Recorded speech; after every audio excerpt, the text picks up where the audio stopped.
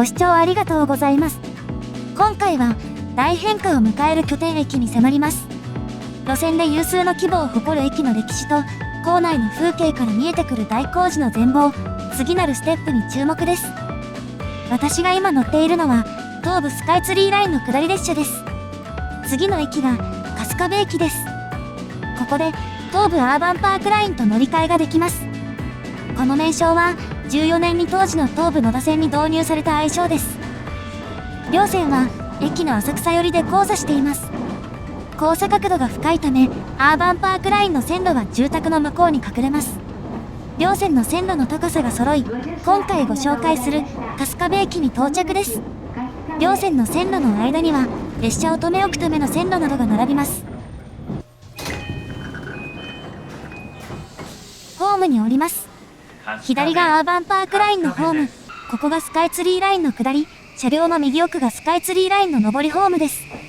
なお、左右のホームの外側に駅の改札があります。右のホーム以外は両側に線路があり、ホーム3つ、線路5本の三面5線と呼ばれる構造です。これはスカイツリーラインでは大規模な設備であり、ホームに接していない線路もあるため、それらも含めるとかなり大掛かりです。また、アーバンパークラインの線路の間には折り返し用の線路があるほか、さらに別の引き上げ線もあります。このホームは左側が拡張されたらしく、古い展示ブロックの跡が残っています。ホームの終端の位置は揃っておらず、また、同じスカイツリーラインでも位置がずれています。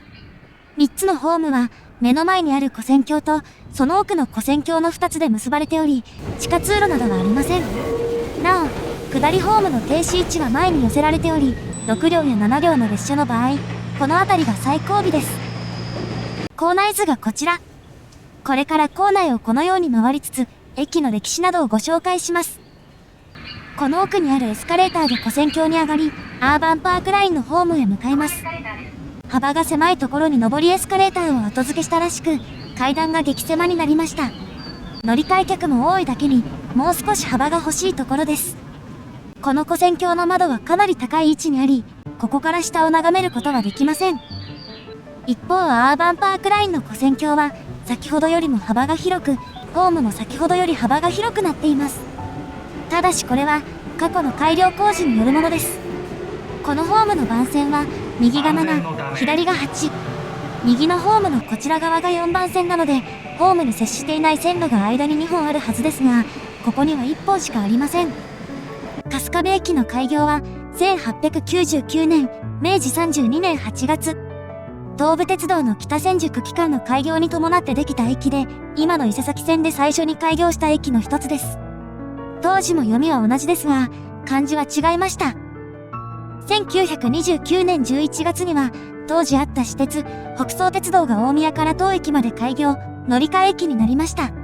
翌年には路線が駅の東に伸び、今の配置になりました。北総鉄道は路線が伸びたことを受け、総武鉄道に改称しています。なお、この会社は千葉県に路線を有する北総鉄道や総武本線の前身である総武鉄道とは無関係です。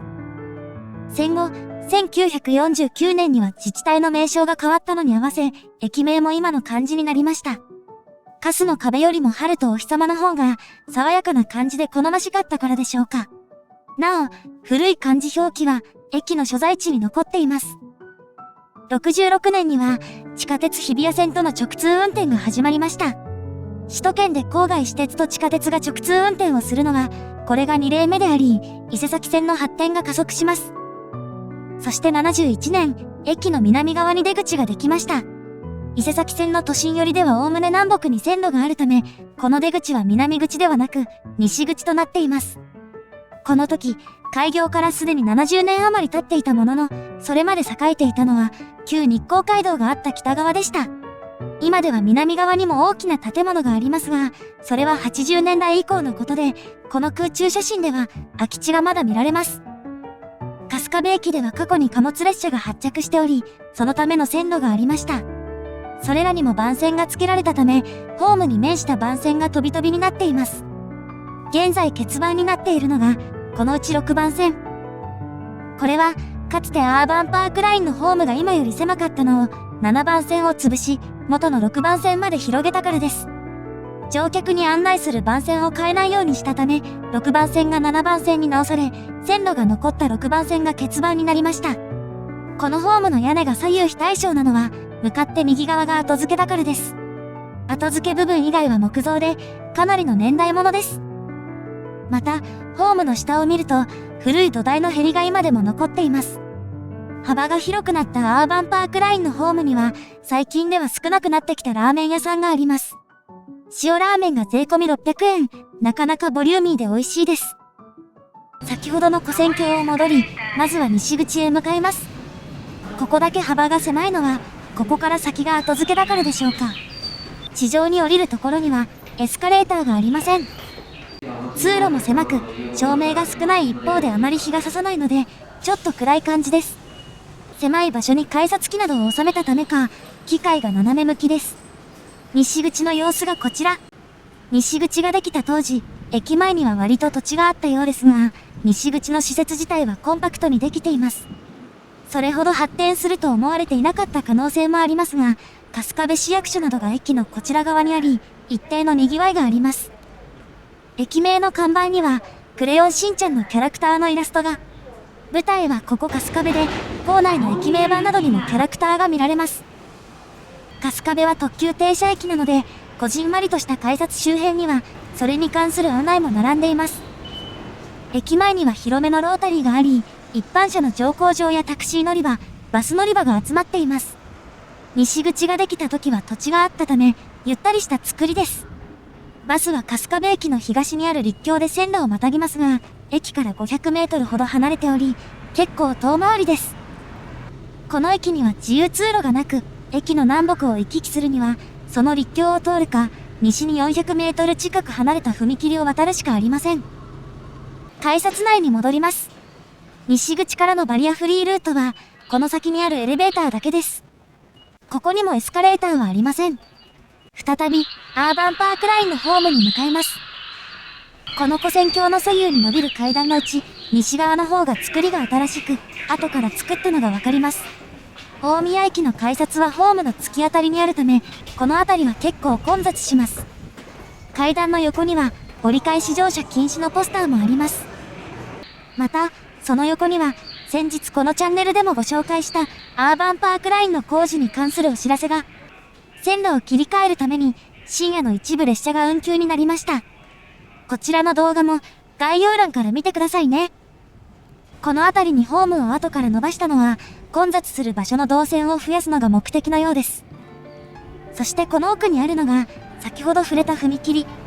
スカイツリーラインとアーバンパークラインの線路は微妙に離れていますが、踏切は線路4本を一度にまたいでいるため、このスペースに留まることはできません。ここからでも、立ち止まり禁止を示す赤いペイントが見えます。東京メトロ半蔵門線、東急田園都市線直通の10両編成に続き、アーバンパークラインの6両編成の急行が到着です。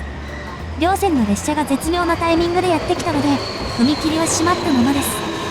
なお、アーバンパークラインは、奥の大宮寄りが複線、後ろの柏寄りが単線です。単線では列車本数が限られるため、1時間に2本、大宮春日部間だけを運行する普通列車があります。3本の列車が続けて通過したものの、大宮行き急行と入れ替わりに、別の列車が向こうからやってきます。先ほどの10両編成はまだホームから抜けていませんが、結構近くまで寄ってきます。休日の朝にもかかわらず、あの踏切はなかなか開きません。これだけ開かないのなら、バスが陸橋しか通らないのも納得です。続いて、私が最初に通ったスカイツリーラインの下りホームに降ります。拠点駅の割にホーム幅は狭く、乗車待ちの人が滞留して混んでいます。特に列車が到着した時は、狭い古線橋に乗客が集まり、いつまでも列が途切れません。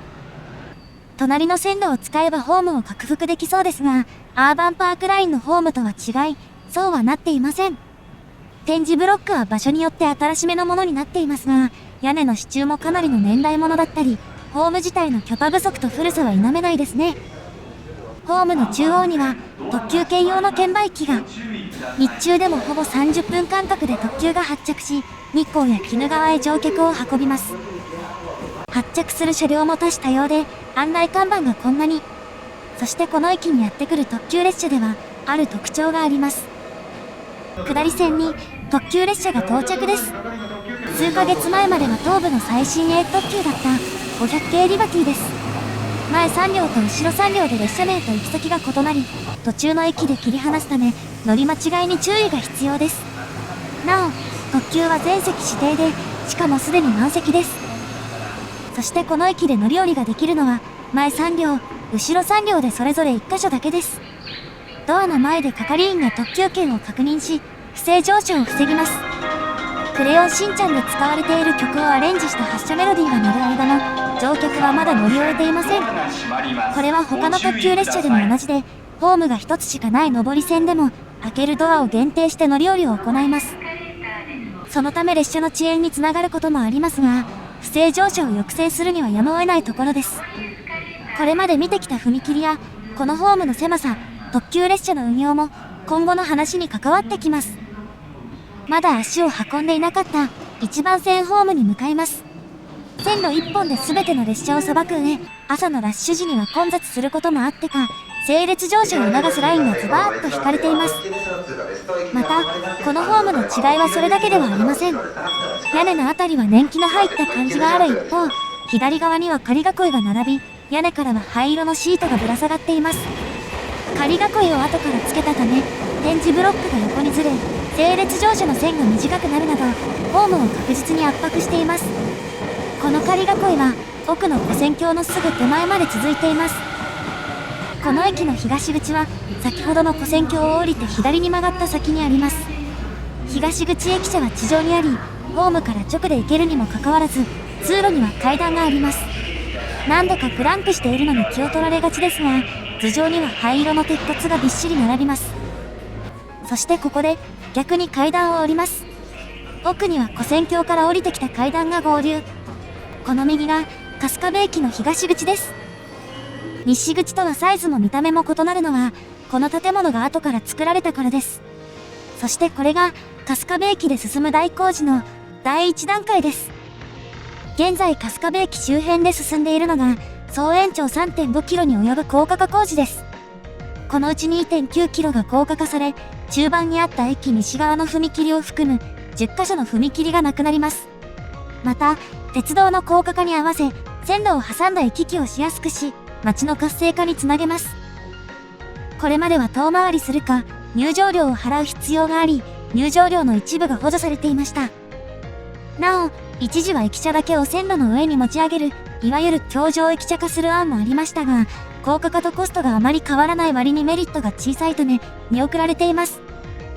また、高架化にあたり、当初は駅東側の陸橋のさらに東側から高架にする予定だったのですが、工事期間中に陸橋の交通規制が必要になり、影響が大きすぎるため、今のやり方に落ち着きました。2019年に都市計画決定され、21年3月には着工記念式典が行われ、工事が本格的にスタート。駅周辺には、このようなものが姿を見せています。現在のホームの配置と完成予想イメージがこちら。